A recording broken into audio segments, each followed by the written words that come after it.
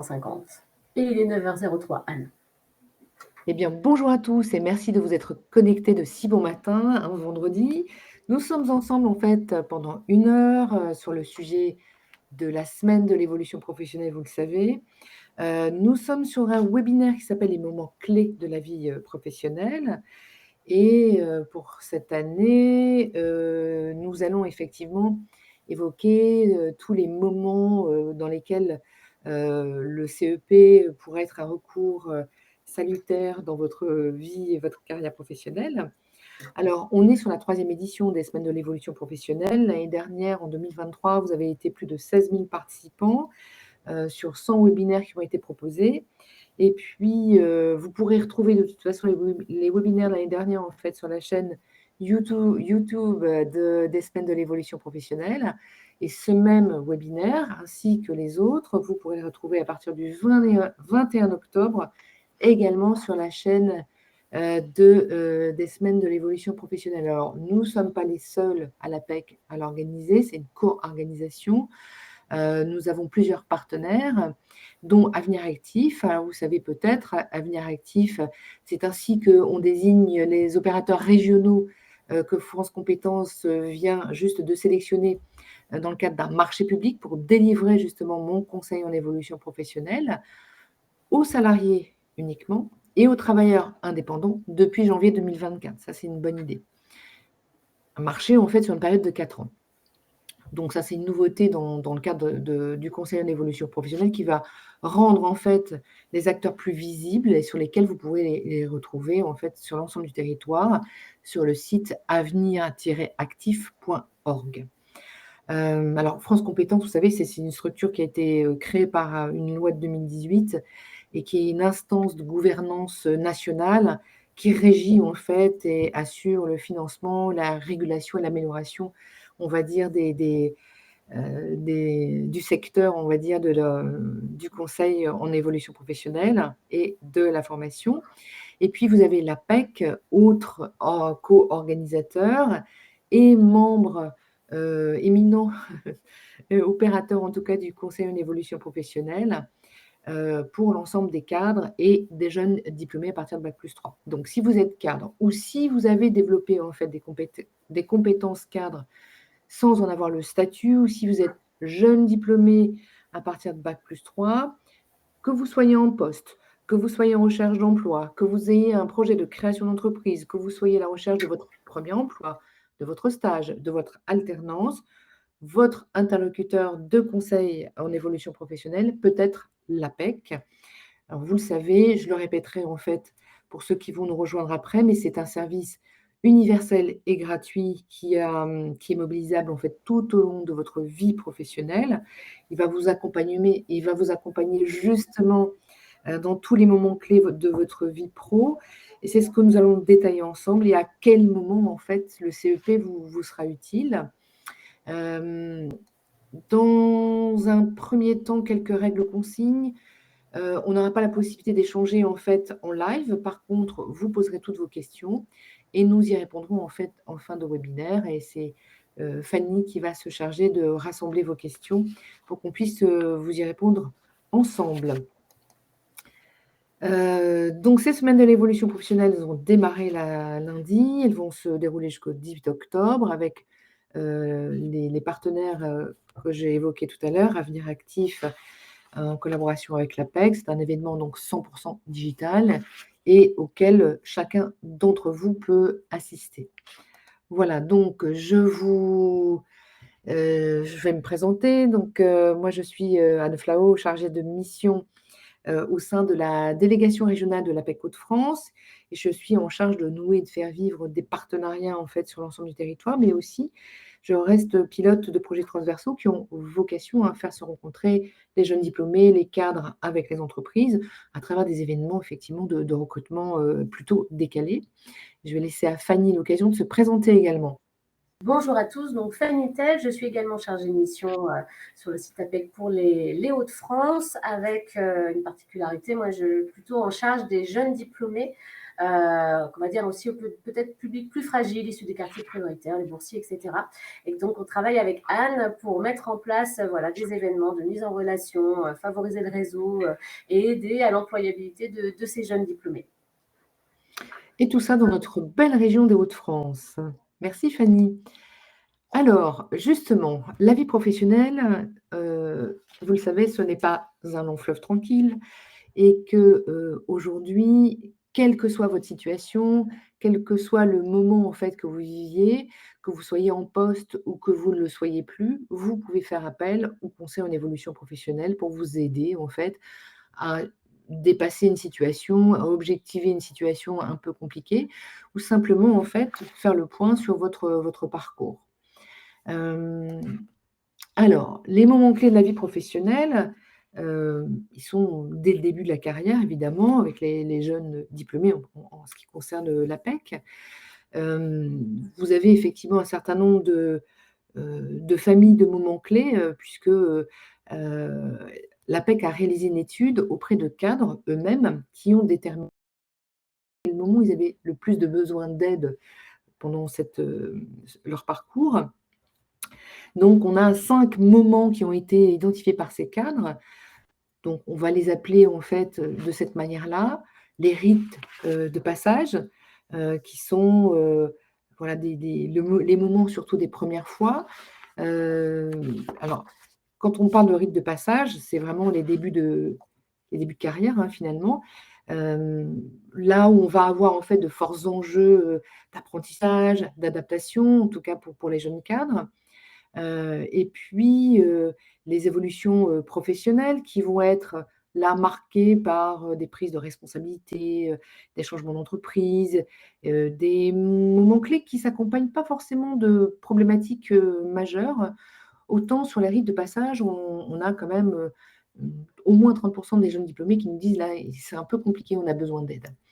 Donc on verra en fait toutes ces premières fois, hein, recherche de stage, recherche d'alternance, recherche du premier emploi, passage du premier entretien annuel et cetera. Mais on passe en fait sur des moments, une fois qu'on a stabilisé en fait ces premières fois et que, on vit au rythme de ces évolutions professionnelles.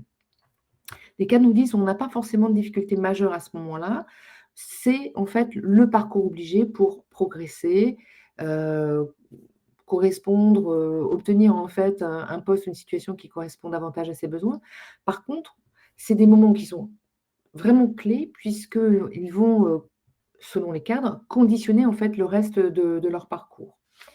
Et puis, on a tous en fait des moments de remise en question, donc des moments, quelle que soit en fait la vie professionnelle, des périodes de réflexion où on se demande, ce qu'on a envie de faire. On est peut-être aussi en besoin de recherche de sens, on est peut-être aussi en besoin de faire une halte, de s'interroger, de prendre de fai d'avoir du recul en fait sur ce qu'on vient de vivre et c'est des moments en fait qui peuvent parfois déboucher sur des réorientations.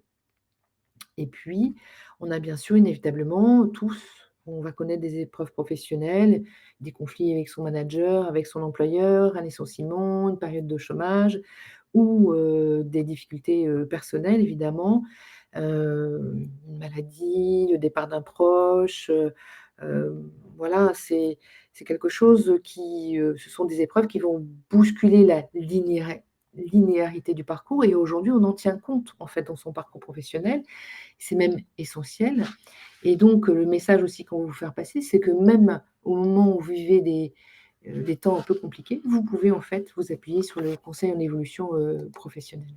Alors, quand on parle, des rites de passage, on parle des premières fois qui, cela dit, peuvent parfois en fait concerner aussi d'autres moments de la vie, hein, puisque, même si, on n'est pas, manager, dès qu'on démarre, on peut devenir pour la première fois manager à 35 ans, à 40 ans ou on peut aussi avoir envie de redevenir non manager aussi dans sa vie professionnelle.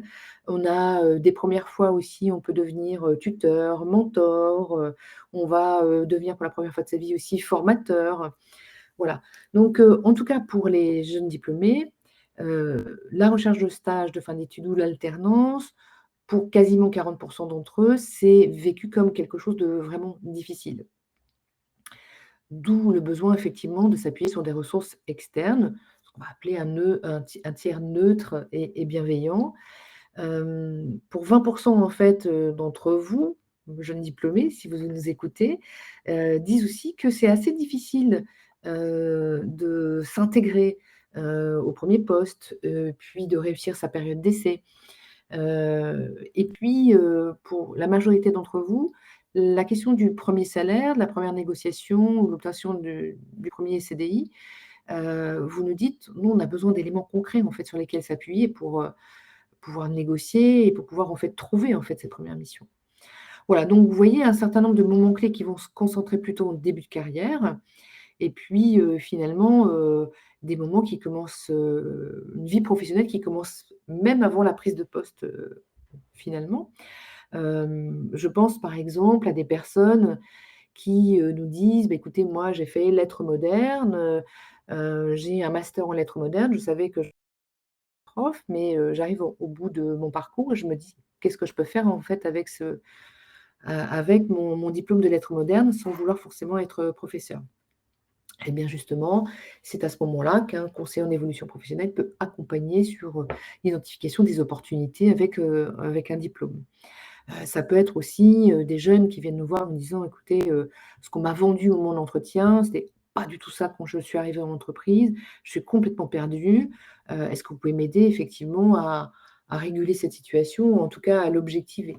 Ou à poser les choses de manière à ce que je n'ai plus à subir en fait la situation, d'intégration qui me dépasse un peu. Voilà, donc quand vous avez des doutes sur votre orientation, quand vous avez, une interrogation sur, ce que sont vos compétences, sur, les soft skills aujourd'hui qui sont les plus, prisés en entreprise, vous pouvez faire appel en fait à ce tiers neutre et bienveillant. Voilà, donc on est sur des moments assez forts finalement d'orientation, d'apprentissage, d'adaptation, pour lesquels effectivement on peut être, à vos côtés.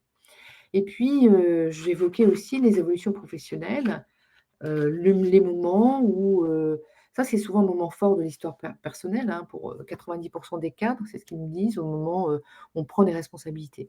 Alors quand on prend des responsabilités, ça peut être, pas forcément devenir manager, ça peut l'être, mais ça peut être aussi élargir son périmètre de responsabilité, ce qu'on va évoquer comme, une évolution, on va dire plutôt latérale. C'est peut-être aussi se dire: «Moi, j'ai envie de me spécialiser sur un sujet». C'est au contraire, en fait, devenir davantage généraliste, en fait, dans ma mission, en fait, dans l'entreprise. Voilà, la prise de responsabilité, elle peut recouvrir différentes réalités. On peut, on peut dire aussi que le changement d'entreprise, le changement de poste est considéré, en fait, par les cadres comme un jalon incontournable de la vie pro et c'est un moment un peu un peu chaud parfois, sur lequel effectivement, on a parfois besoin de conseils, d'objectiver ou de recul. Même chose, c'est à ce moment-là que vous pouvez faire appel à un conseiller en évolution professionnelle. Voilà.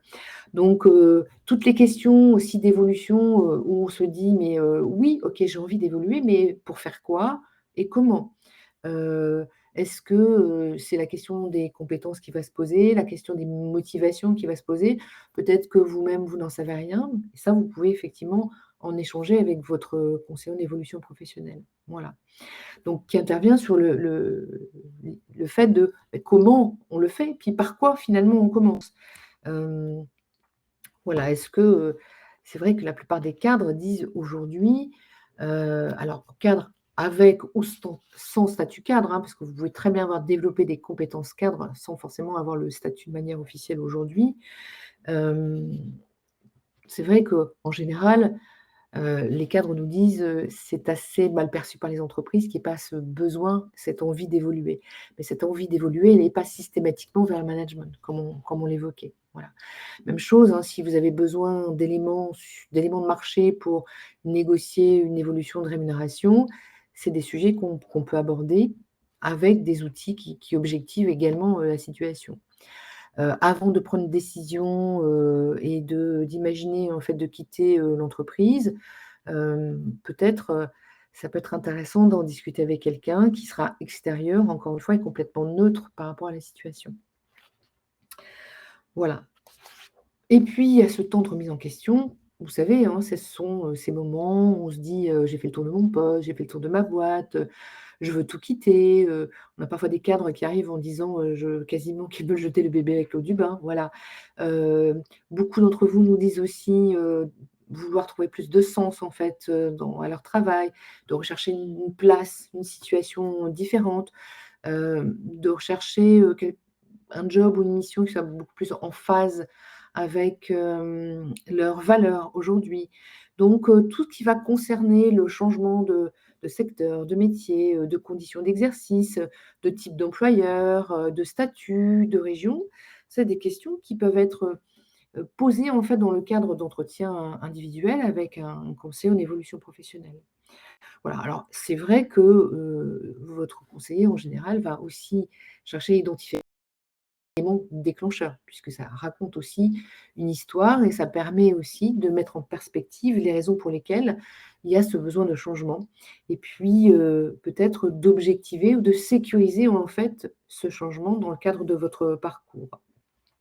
Alors, dans le CEP, on ne va pas traiter de situations, personnelles ou de situations de santé, je le redirai aussi.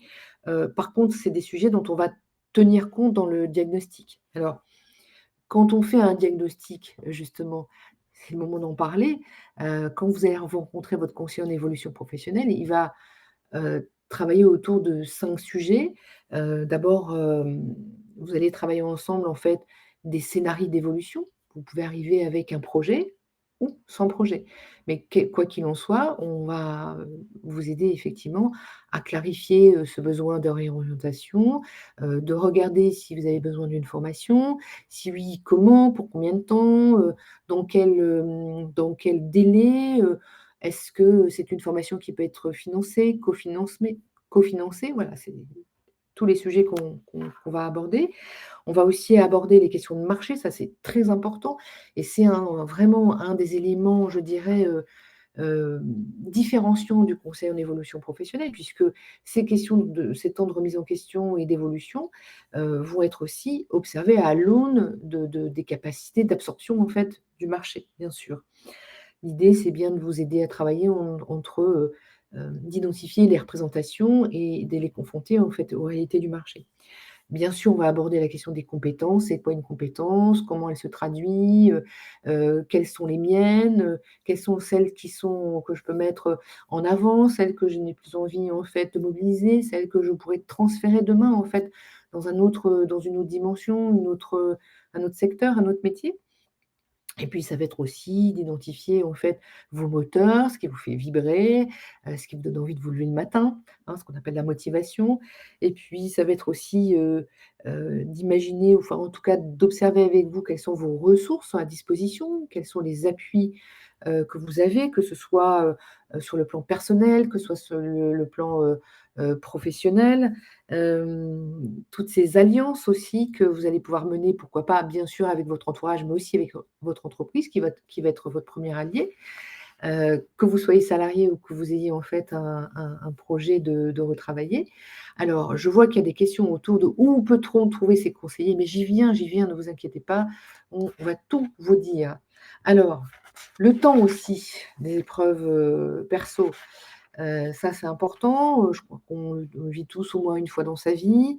Hem, voilà, vous pouvez être confronté à ces fameuses parfois, mises au placard, conflits avec la hiérarchie, tout ça, ça a des conséquences qui sont assez lourdes à gérer. On va aussi mentionner bien sûr les épisodes de burn-out. En fait, aujourd'hui, c'est plus tabou, c'est vraiment des sujets effectivement, sur lesquels, il faut se pencher, dont il faut tenir compte dans, le retour à l'emploi ou même avant effectivement que ça se produise. Et puis, on sait aussi que ce sont des épreuves qui, peuvent impacter plus particulièrement, la fin de vie professionnelle ou la deuxième partie de vie professionnelle, mais pas que. Finalement, tous ces sujets-là, toutes ces épreuves que vous allez vivre ou qu'on peut tous traverser vont nous amener finalement à regarder la vie professionnelle de manière très différente, à réviser notre vision finalement du management, de l'entreprise, du monde professionnel. Et puis, ça va nous amener finalement à repenser notre parcours. Alors, j'ai dit nous parce qu'on est aussi bien sûr concernés, hein, tous autant qu'on est. Et donc à regarder peut-être les choses de manière différente. Et votre conseiller professionnel en évolution professionnelle peut vous aider à remettre les choses en perspective, justement. Et puis, pas des moindres, les épreuves personnelles aussi qui traversent nos vies. On se dit, qui peuvent aussi participer à la démotivation, qui peuvent participer à la difficulté, de hiérarchiser ses priorités, qui peuvent participer à la difficulté effectivement de se concentrer en fait au travail ou de se concentrer sur sa recherche d'emploi. Donc, l'aide extérieure, encore une fois neutre et objective, peut peut-être vous aider à faire à passer un cap et à vous aider, à mettre les choses, en perspective. Alors, évidemment, des moments clés qui ont des besoins, qui vont, vous demander en fait, heu, pour lesquels en tout cas vous aurez besoin de réponses en fait spécifiques. Mais au fond, finalement, la question qui va se poser, elles ont quasiment toutes la même finalité. De ce qu'on vit en fait au quotidien, c'est, comment je soigne mon employabilité finalement? Comment je fais en sorte d'être, cette personne qui aura en fait vécu toutes ces choses-là, mais que je reste en fait, finalement, comme diraient nos cousins canadiens, glamour, on va dire, sur le marché ou en tout cas, ce qu'on appelle tout simplement l'employabilité. Finalement, c'est pouvoir en tant que conseiller en évolution professionnelle vous aider à répondre à la question d'être comment être celui qu'on va recruter, mais en tenant compte, en fait, des besoins d'équilibre pro-perso, en tenant compte, en fait, des besoins de sens au travail et de place au travail, bien sûr, et puis, bien sûr, en respectant mon écologie personnelle, par rapport effectivement aux sujets qu'on vient d'évoquer, qui peuvent être des sujets, de santé ou de disponibilité par rapport à un environnement, personnel. Alors, vous l'avez compris et je vais y venir pour répondre à la question où ça se passe. À chaque étape de la vie, pro, vous pourrez en fait obtenir, des éléments, qui vont, concrètement vous outiller et vous accompagner dans votre recherche d'emploi. Alors pour les jeunes, je le précise, ça peut être le stage, l'alternance, la recherche d'alternance bien sûr ou le premier job. Donc que vous soyez à la recherche en fait, d'une formation, que vous soyez en fait à la recherche d'une nouvelle cible entreprise, que vous soyez à la recherche, d'une nouvelle orientation professionnelle, que vous soyez, en besoin en fait, de vous poser, finalement d'aller voir si l'herbe n'est pas plus verte ailleurs, eh bien, venez nous voir et on pourra, discuter de manière objective ensemble de ces sujets-là. Heu, voilà. Ah, vous voulez qu'on revienne sur la slide précédente? Est-ce que c'est celle-ci? Voilà. Alors évidemment, je vois certaines de vos questions, là qui viennent d'arriver. Hem, les conseils en évolution professionnelle sont disponibles partout en France et vous l'avez certains l'ont déjà partagé, le site moncep.org. Et vous pouvez bien sûr les rencontrer en présentiel ou en distanciel. Et ce sera la même chose, soit que ce soit chez Avenir Actif ou que ce soit à l'APEC. Alors, qu'est-ce que c'est le conseil en évolution professionnelle? Parce que, on en a beaucoup parlé, mais, finalement, c'est un temps pour vous que vous allez pouvoir mobiliser, mais quel que soit le temps ou la situation, en tout cas pour l'APEC en particulier, qui reçoit à la fois les personnes qui sont, salariées, mais à la fois les personnes aussi qui sont en recherche d'emploi, ce qui n'est pas le cas d'Avenir Actif, qui se consacre uniquement aux salariés, quels qu'ils soient. Eh bien, vous allez pouvoir en fait mobiliser ce temps de manière totalement gratuite, de manière totalement confidentielle aussi par rapport à votre entourage, par rapport à votre, contexte professionnel aussi, quel que soit le moment de votre vie, on l'a vu ensemble et autant de fois que vous le souhaitez. Et ce jusqu'au moment en fait de votre départ en retraite. Voilà. Donc c'est valable pour les salariés, les personnes qui sont en recherche d'emploi, en tout cas en ce qui concerne l'APEC, mais aussi en fait pour les personnes qui ont un projet de création d'entreprise, de reprise d'entreprise ou qui sont indépendants aujourd'hui, qui veulent imaginer un autre projet ou qui voudraient éventuellement revenir à un statut de salarié. Alors, évidemment, je l'ai dit, c'est pour tout le monde. Avenir Actif va particulièrement en fait accueillir les salariés et les indépendants. La PEC va accueillir les jeunes diplômés à partir de bac+3, les cadres, qu'ils soient en activité ou qu'ils ne le soient pas en activité, les jeunes diplômés qui recherchent leur premier job, donc qui ne sont pas en activité. Quand je parle de cadre, ça peut être des personnes qui n'ont pas forcément le statut cadre, qui peuvent avoir le statut d'agent de maîtrise, mais qui ont développé des compétences cadres en termes de responsabilité ou d'expertise. Donc, quelle que soit finalement votre situation tout au long de la vie, vous pouvez faire appel à nous. Pour les demandeurs d'emploi, c'est plutôt France Travail, en fait, qui va vous répondre. Et puis, pour les plus jeunes, ce sont effectivement les missions locales pour les personnes de moins de 26 ans. Et vous avez également Cap Emploi, qui dédie son accompagnement aux personnes qui sont en situation de handicap.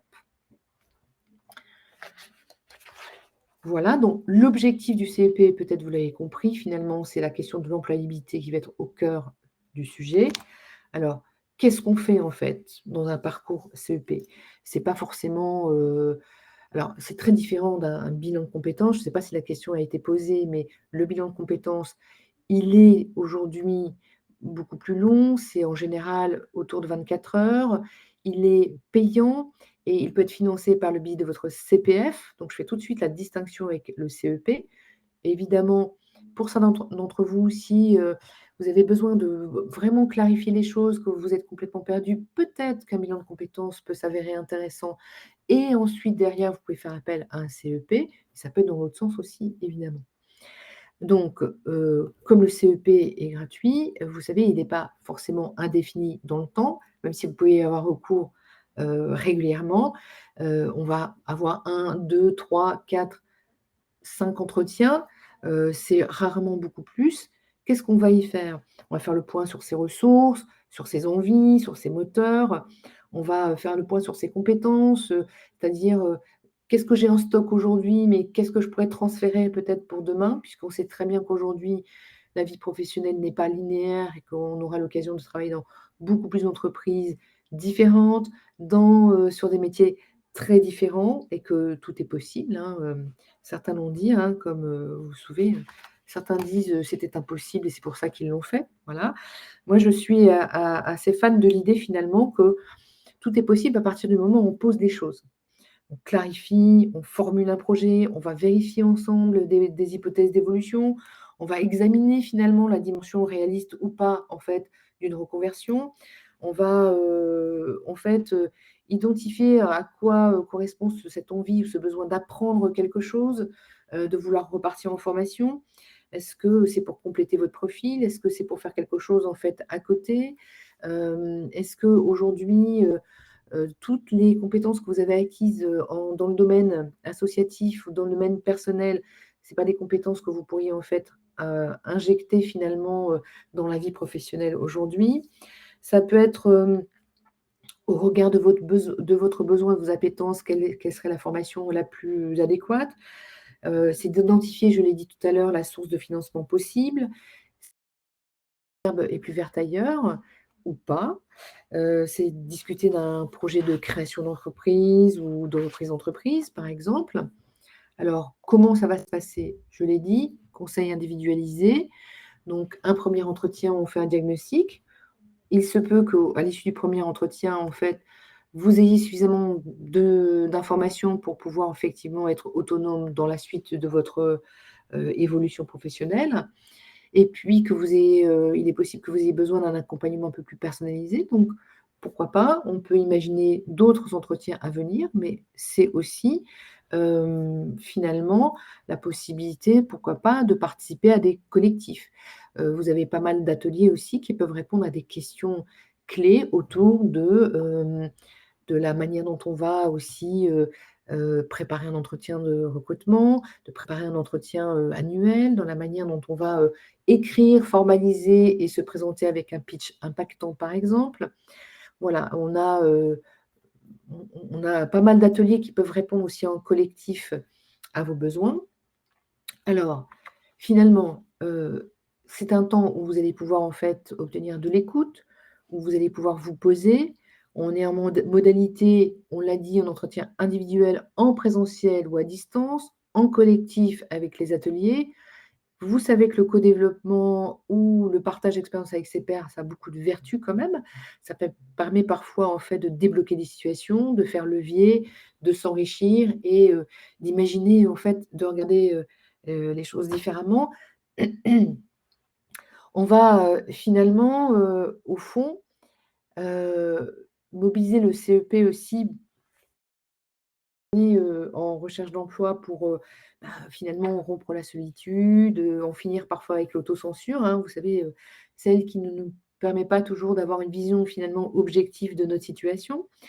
On va y prendre du recul, on va avoir un avis, extérieur, on va pouvoir rencontrer ses pairs, je l'ai dit, en atelier pour pouvoir, aussi booster son réseau, parce que le réseau professionnel est quand même, un sujet extrêmement important, quand on recherche un job, quand on recherche à, même évoluer ou voire à changer, hein, de situation professionnelle. On va partager d'expériences, objectiver sa situation. Hem, on va pouvoir aussi, et ça c'est important quelque part puisque c'est le sens de la loi en fait de 2010, enfin de 2014 et de celle de 2018 ensuite, qui fait la part belle à la liberté de choisir son avenir professionnel. Oui, si on a une liberté de le choisir, ça veut dire qu'aussi on a une responsabilité d'en devenir acteur de ses choix, finalement, sans attendre que l'entreprise le fasse pour soi. Quelque part aussi d'imaginer les alliances possibles avec son employeur pour mettre en place un projet, d'évolution par exemple, mais pourquoi pas aussi d'argumenter un projet, d'évolution, de formation, d'essaimage, de mobilité interne, de négociation aussi de départ en formation et cetera. Voilà, donc on l'a dit, pour prendre rendez-vous avec un conseiller, vous allez tout simplement sur la rubrique mon-cep.org. Voilà. Donc je vois la question, oui, vous pouvez en fait bénéficier d'un CEP si vous êtes actuellement salarié à l'étranger dans le but de préparer votre retour en France. Je vous encourage à le faire, puisque quand on est expatrié ou on vit à l'étranger, le retour n'est pas toujours facile et donc un retour, ça se prépare. Donc oui, si vous êtes cadre, ben, n'hésitez pas à prendre contact avec l'APEC, donc sur apec.fr. Vous pouvez déjà prendre un rendez-vous aussi directement. Voilà. Donc sur moncep.org, vous allez voir l'ensemble en fait des acteurs qui sont disponibles. Je vois que pour les personnes qui disposent d'une RQTH, vous avez effectivement, vous serez orienté, donc vous pourrez utiliser les services de l'APEC bien évidemment, mais vous pourrez aussi utiliser les services de Cap Emploi. Alors, le CEP propose du mentoring comme l'APEC? Non. Là, vous parlez sans doute de programmes de mentorat qui sont développés dans certaines régions, de l'APEC, à l'initiative des collaborateurs de l'APEC. Mais non, c'est pas le mentorat, c'est pas un sujet qui est développé particulièrement, c'est pas l'objet du CEP, en tout cas. Alors, si vous voulez, on va passer aux questions parce que j'ai l'impression qu'il y a des besoins d'éclairage sur pas mal de choses. Donc, Fanny, je vais te passer la parole et justement, si on peut illustrer avec des cas, peut-être qui ont été posés, je Oui. suis à l'écoute. Alors, il y a quelques questions en disant: «Je suis déjà accompagnée par l'APEC. Est-ce qu'il y a une différence avec le CEP?» Non, c'est la même chose. Vous êtes, accompagnés, par l'APEC dans le cadre du conseil en évolution professionnelle puisque l'APEC est opérateur du conseil en évolution professionnelle. Il y a la question aussi, voilà, d'une personne qui est intérimaire, en arrêt de travail. Est-ce qu'il peut être accompagné par le CEP? Absolument. Le CEP, en fait, alors, si vous êtes, alors vous dites, Intérimaire, intérimaire, oui. travail. En arrêt de travail, oui, bien sûr. Donc en arrêt de travail, vous êtes encore salarié. Donc si vous êtes cadre, vous pouvez, utiliser les services de l'APEC. Si, vous ne l'êtes pas, à ce moment-là, ce sera les services d'avenir actif, puisque vous êtes considéré comme encore en activité. Puisque Alors il y a pardon, vas-y. alors je vais répondre aussi à la PMSMP qui ne peut pas être mise en place dans un autre pays, en fait, que la France, à ce Heu stade.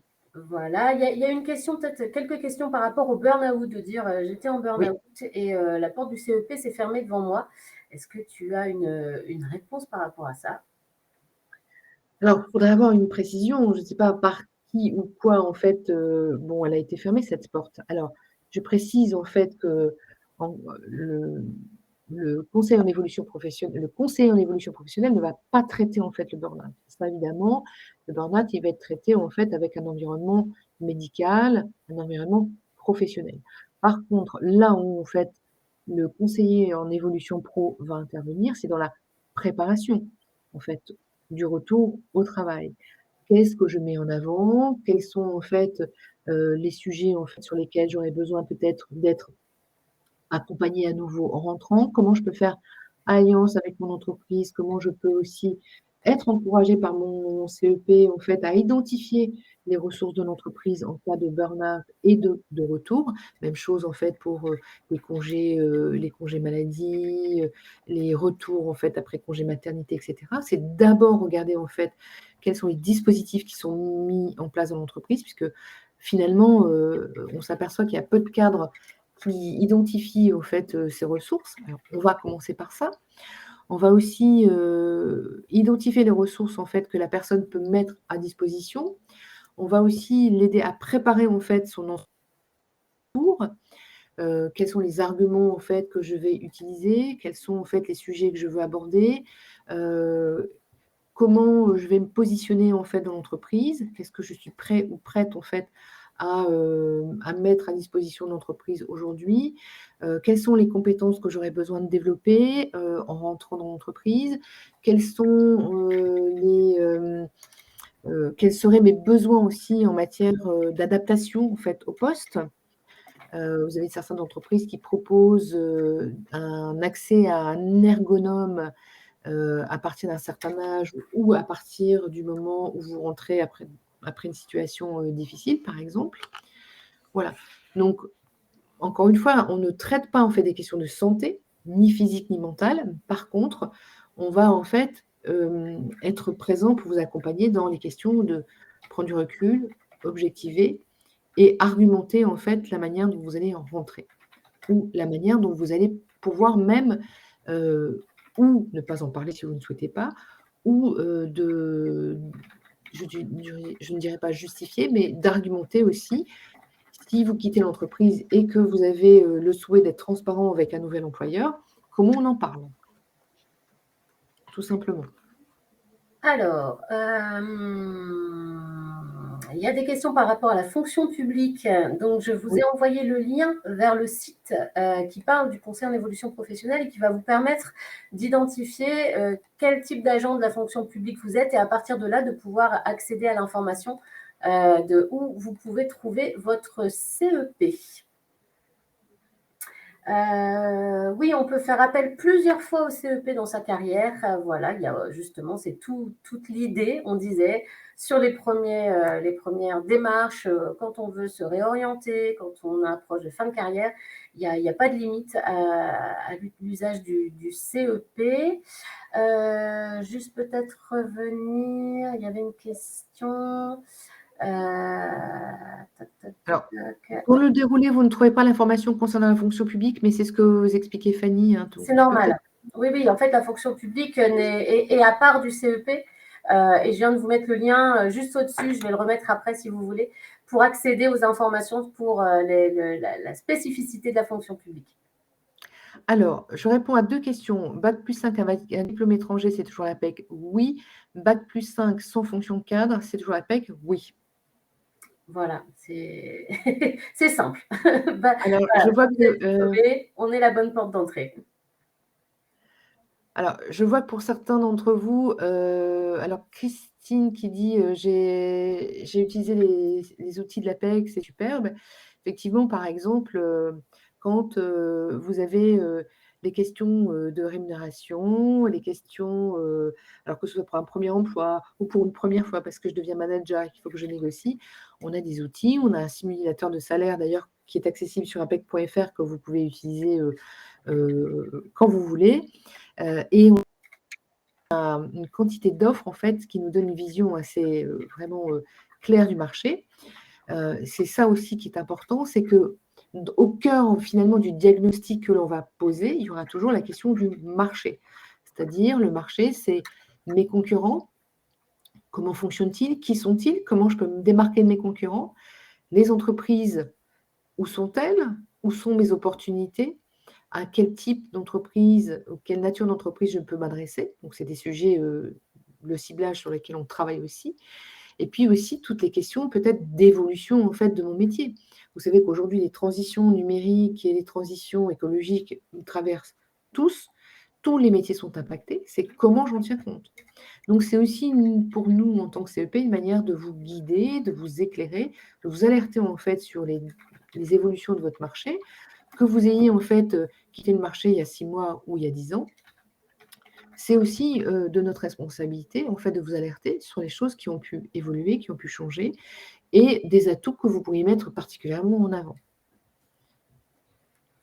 Alors, il y a une question, je ne comprends pas bien. J'avais compris que le lien du CEP était la porte d'entrée selon, selon notre profil, nous serions redirigés vers les différents acteurs. Oui, c'est ça.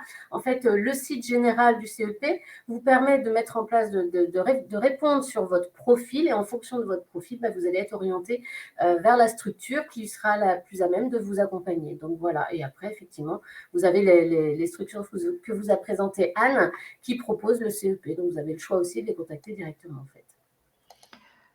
Oui, tout à fait. Alors, je vais remettre ici, vous pouvez vous adresser à qui vous le souhaitez en fonction de votre situation.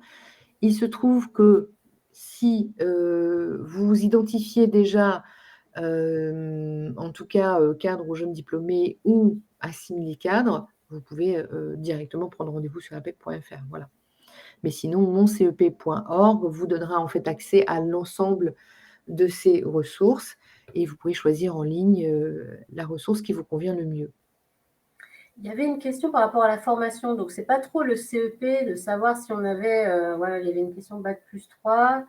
Mais n'ayant pas de fonction cadre, ont-ils droit à des formations pour une évolution pro? Donc ça n'a rien à voir, en fait, c'est l'histoire du compte professionnel de formation, compte personnel, pardon, de formation. Quel que soit votre niveau, quelle que soit votre fonction, c'est le droit à la formation. Donc en fait, vous avez tous un compte personnel de formation et vous pouvez l'utiliser pour les formations que vous souhaitez. Donc il n'y a pas de limite en fait par rapport à un niveau de bac ou quoi que ce soit. C'est le fait d'être salarié, de travailler, vous cotisez entre guillemets pour alimenter votre compte personnel de formation. Voilà. Oui, tu as raison de le préciser, Fanny, parce que c'est vraiment un sujet aussi sur lequel on travaille, dans quelqu'un mobilise le CPF. D'abord, le CPF ne se mobilise que individuellement. Personne d'autre que vous ne peut mobiliser votre CPF, ni même l'entreprise d'ailleurs. Vous pouvez mobiliser le CPF pour financer différentes formations ou pour cofinancer des dispositifs tels le projet de transition professionnelle. Ça, c'est des sujets dont vous pouvez complètement aborder avec votre conseiller en évolution professionnelle. Vous savez que votre CPF, il est alimenté de 500 € par an quand vous êtes en activité et Voilà. qu'il est plafonné à 5 000 €. Ça répond à la question comment se recharge le compte formation. C'est vous travaillez, Exactement. vous alimentez annuellement votre compte. Voilà, il n'est pas rechargé quand vous ne travaillez pas. Par contre, vous pouvez l'utiliser quand vous ne travaillez pas. Si vous êtes demandeur d'emploi et que vous avez des fonds, vous pouvez les mobiliser.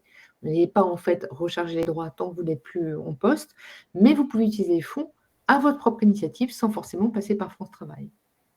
Alors, Voilà. quand on fait une alternance, on cumule aussi le CEP. Ça n'a rien à voir. En fait, on ne cumule pas le CEP. Le CEP est un service disponible et gratuit, même quand on a fait une alternance. Voilà, il faut distinguer le CEP et le CPF. C'est vraiment deux choses différentes. Oui, donc quand vous travaillez, vous allez effectivement, y compris en alternance, pouvoir obtenir un compte personnel de formation qui va être automatique. C'est la Caisse des dépôts et consignations qui s'occupe de ça, donc elle les crée de manière systématique. Dès qu'elle a trace effectivement d'un salarié qui arrive dans l'entreprise, y compris en alternance. Par contre, il faudra juste aller sur mon compte personnel de formation pour que vous puissiez l'activer.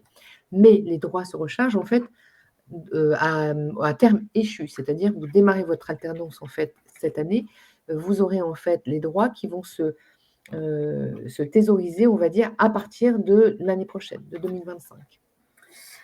Donc, encore la question avec un bac plus 5, même sans fonction de cadre ou de manager, l'APEC est bien sûr la bonne orientation pour vous accompagner dans votre réflexion, l'élaboration de projets pro, etc. N'hésitez pas. J'ai un bac plus 5, j'ai pris mon premier rendez-vous avec Avenir Actif. Est-ce OK, Anne? Oui, bien sûr que c'est OK. C'est à vous, tout à fait. Vous aurez le même service. Vous pouvez aussi utiliser les services de l'APEC. Donc, c'est à votre choix. Alors, Vous pouvez je rappelle juste qu'on est bien sur le CEP, et parce qu'il y a beaucoup de questions sur le CPF qui devra Ah, faire l'objet peut-être d'un autre webinaire. Là, on est vraiment sur le CEP. Donc, on va essayer de rester dessus. Alors là, je n'ai pas trop compris la question pour certificat de demandeur d'emploi. Comme cadre, on utilise France Travail ou APEC. Voilà, en fait, vous avez le choix à France Travail ou APEC, sachant que l'APEC est destiné plus à... C'est l'accompagnement des cadres, c'est notre spécificité, notre compétence. Donc, n'hésitez pas à venir à l'APEC. Pour le coup, voilà, France Travail peut vous réorienter vers l'APEC. Donc, n'hésitez pas, si vous êtes cadre, venez directement à l'APEC. Ce sera aussi simple, mais vous avez le choix, en fait. Ça vous appartient. je vois pour les demandeurs d'emploi, la demande de financement de formation, comme vous n'avez pas encore travaillé en France. Alors, si vous êtes, vous avez le statut de demandeur d'emploi, c'est le financement de la formation, ça va être à voir avec France Travail, qui pourra peut-être vous orienter. Donc, il y a du financement, hein, mais on a du financement en région aussi, hein. Les régions, c'est ce qu'on appelle le plan régional de formation, les PRF, qui disposent aussi de fonds permettant en fait de financer la formation des demandeurs d'emploi. Mais là, il faut passer par France Travail, effectivement, pour ces sujets-là. Et ça, on ne maîtrise pas le sujet, pour le coup.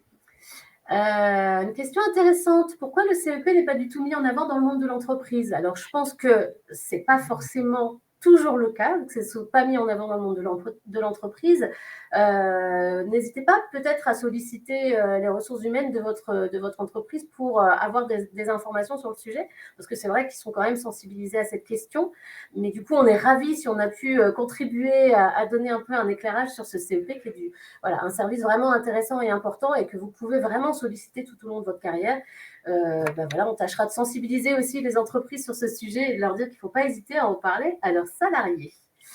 D'ailleurs, j'en profite pour vous dire que n'hésitez pas à en parler aux partenaires sociaux dans votre entreprise, qui eux-mêmes pourront faire appel à l'un d'entre nous, à Avenir Actif, l'APEC par exemple, ou Cap Emploi, pour faire une intervention auprès des salariés d'entreprise. On le fait dans notre région et dans toutes les régions d'ailleurs.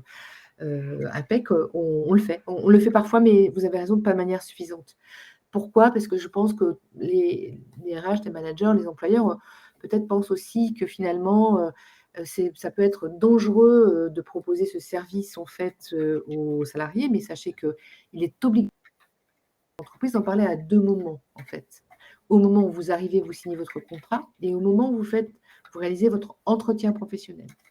C'est une obligation d'en parler. Je ne sais pas si elles le font toutes. Par contre, vous pouvez être vous aussi, prendre la main et faire en sorte de proposer que l'un d'entre nous intervienne dans l'entreprise au profit de l'ensemble des salariés. De toute façon, nous, c'est ce qu'on explique aux entreprises, qu'elles soient, je dirais que de toute façon, avec ou sans elles, leurs collaborateurs iront voir, iront tester, iront vérifier si l'herbe n'est pas plus verte ailleurs, de toute façon, donc avec ou sans. Donc il vaudrait mieux effectivement que ça se fasse avec l'entreprise. Et si parmi vous, il y a des personnes qui ont des responsabilités RH ou managériales, sachez aussi une chose, que ça peut faire partie effectivement des questions de marque employeur, des questions de RSE dans l'entreprise, d'annoncer aussi que, par exemple, vous proposez à vos salariés, 1 fois tous les 2 ans, par exemple, de bénéficier d'un temps sur le temps de travail pour aller rencontrer son, conseiller en évolution professionnelle. Sachant bien sûr que tout ce qui se dira avec votre CEP restera entre votre CEP et vous, et qu'en aucun cas il y a une restitution tripartite avec l'entreprise. Même si l'entreprise, en fait, vous invite à aller, rencontrer votre CEP sur le temps de travail. Alors, il y a Christine qui demande comment faire pour nous faire intervenir. Est-ce que tu as une réponse par rapport à ça? Donc, j'imagine sur une entreprise. Oui, alors vous faites appel à l'APEC. Alors, Je ne connais pas par cœur, si tu peux retrouver Fanny, Le le numéro? 0800, je n'ai plus en tête. Vous pouvez en fait prendre contact avec notre service client ou vous pouvez en fait prendre rendez-vous en fait sur apec.fr avec un consultant dans la région que vous aurez choisie et c'est par le biais de votre consultant que vous pourrez faire cette demande. Il n'y a Alors, je aucun vais vous le souci. remettre tout de suite, le numéro. Hop, je vous le mets dans le chat. Alors, C'est le numéro du service client APEC. voilà. Alors je l'ai dit, hein, j'en profite pour rappeler que, on a aussi bien sûr, des, auto-entrepreneurs, des chefs d'entreprise, qui, ne souhaitent plus l'être. Eh bien, c'est tout à fait un sujet de CEP, hein, de dire, quelles sont les compétences que j'ai, aujourd'hui, qui sont disponibles aujourd'hui, comment je les mobilise et comment je les transfère en fait sur un nouveau projet. Voilà, il y avait des questions aussi. Voilà, quel conseil pour les seniors, Anne? Oui, alors, quelle question pour les seniors? Oui, bien sûr, en matière de quoi? Alors, quel genre Je pense de... les conseils peut-être d'accompagnement, donc de dire que le CEP s'intéresse peut-être aussi, bien Oui, évidemment, aussi aux seniors. bien sûr. Et de toute façon, on sait très bien que, on l'a évoqué tout à l'heure, mais nous, on constate aussi que les accidents de la vie, bon, arrivent, c'est en général, plutôt après 45-50 ans. Alors, j'ai quand même des bonnes nouvelles par rapport à ça. Je préfère quand même vous le dire, c'est qu'aujourd'hui, on n'est plus senior à 45 ans. D'ailleurs, senior, c'est un terme qui n'a pas d'existence légale dans l'entreprise, hein. On est toujours le senior de quelque chose, c'est utilisé à tort et à travers, mais il y a pas ça ne constitue pas en fait une forme légale pour désigner quelqu'un ou un collaborateur dans l'entreprise. Bon, par contre, ce qu'on sait, c'est que, en tout cas, moi, ça fait un peu plus de 20 ans que je fais du recrutement aussi. Quand j'ai commencé, c'est vrai que quand j'allais voir des chefs d'entreprise et présenter quelqu'un qui avait 46 ans à l'époque, il y a 25 ans de ça, on me disait, «Vous n'y pensez pas, il a déjà 46 ans». C'est plus du tout le cas aujourd'hui. Je peux vous dire, en tout cas, du travail que l'on mène avec les cadres, ça devient plus compliqué à partir de 60 ans, oui, encore, c'est vrai. Par contre, autre bonne nouvelle, on a gagné quand même 10 points en 10 ans, en fait, sur, le nombre de seniors, en fait, en emploi sur le marché du travail. Les cadres expérimentés de 55 ans et plus sont plus nombreux en emploi que les non-cadres, à ce moment-là. C'est moins vrai à partir de 60 ans, ça dégringole, certes. Autre bonne nouvelle, le marché de l'emploi, pour l'instant, le marché de l'emploi cadre ne connaît pas la crise puisqu'on est, en fait, sur un marché de plein emploi. On est à peine 3,5 en fait de chômage pour l'instant. Je ne sais pas en fait quel sera l'état du marché dans 1 an et qu'aujourd'hui, le manque de compétences se fait cruel, que, le rapport aux seniors a totalement changé aujourd'hui et que dans les, je dirais les événements qu'on organise, je pense Fanny en est témoin, heu, on a des cadres de 57, 58, 59 ans qui retrouvent en fait du travail. C'est pas un sujet, c'est beaucoup plus un sujet après 60-61 ans, c'est vrai. Du coup, comme on est sur une tension marché, on a besoin de compétences, eh bien aujourd'hui, les cadres seniors seront plus sollicités. Je sais que certains d'entre vous vont me dire, sûrement le contraire. Par contre, ça se prépare. C'est de décider aussi, sur quelle offre de service, en fait, vous voulez aller aujourd'hui. Comment vous allez en fait, mobiliser cette offre de service et auprès de qui? Donc c'est vrai qu'en fait de dire que j'ai 30 ou 35 ans d'expérience ne suffit plus aujourd'hui sur le marché. On va vous accompagner sur la manière d'adopter une relation qui sera plutôt une relation de fournisseur à client. Voilà. Je fournis des compétences pour réaliser quoi? Pour solutionner quoi dans l'entreprise et pour quel type d'entreprise?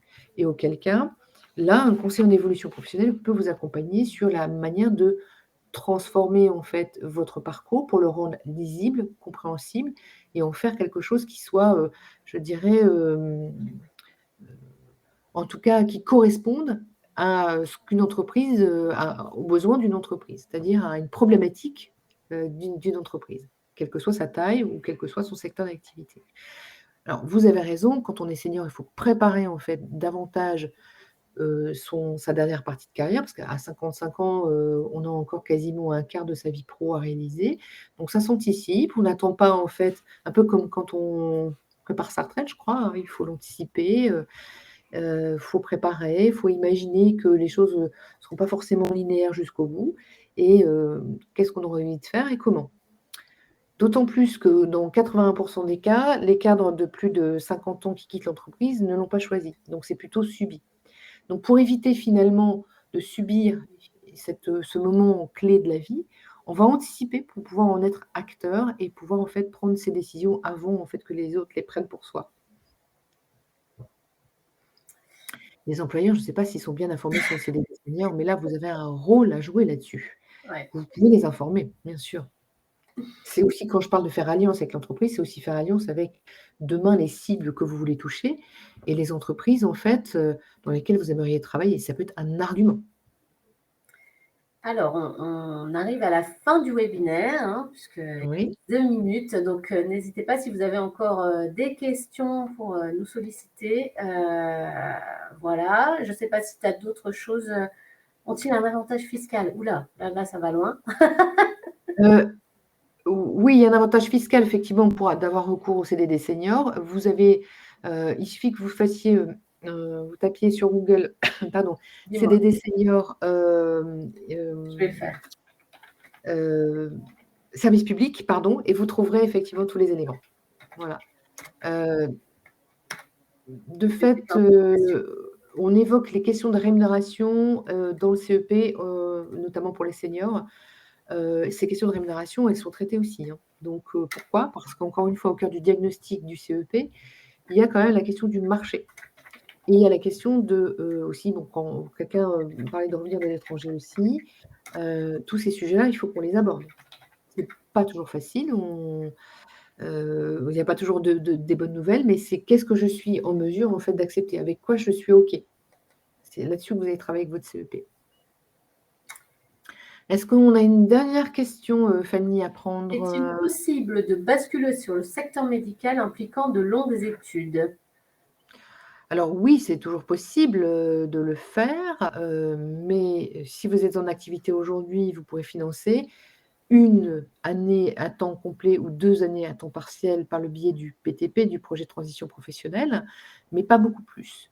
Donc là, forcément, sur du financement long, ce sera du financement personnel au-delà des 2 ans, forcément. Et donc, suite Alors formation, peut-on être employable après vers 45 ans? Ben, heureusement que oui, hein, j'ai envie de dire quand même. Oui, enfin voilà, après pour travailler votre employabilité, ben voilà, faites-vous accompagner, sollicitez le CEP et puis faites-vous évidemment. accompagner. Il n'y a pas de maximum sur le nombre de rendez-vous possibles avec le CEP, je ne crois pas.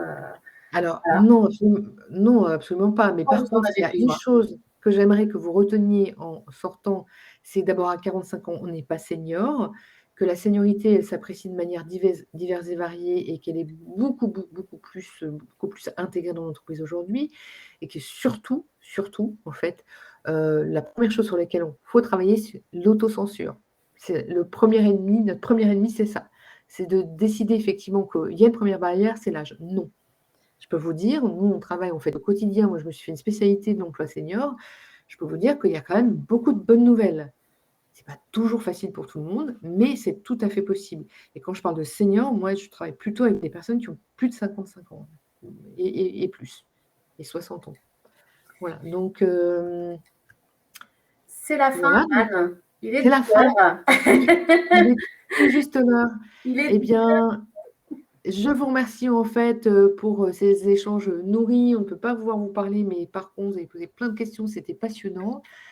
Merci. Je vous encourage en fait, à prendre contact avec, l'opérateur qui vous semblera en fait, le plus pertinent pour vous et nous vous souhaitons plein de bonnes choses pour la suite. Merci beaucoup et bonne Bonne journée à journée à vous tous. tous.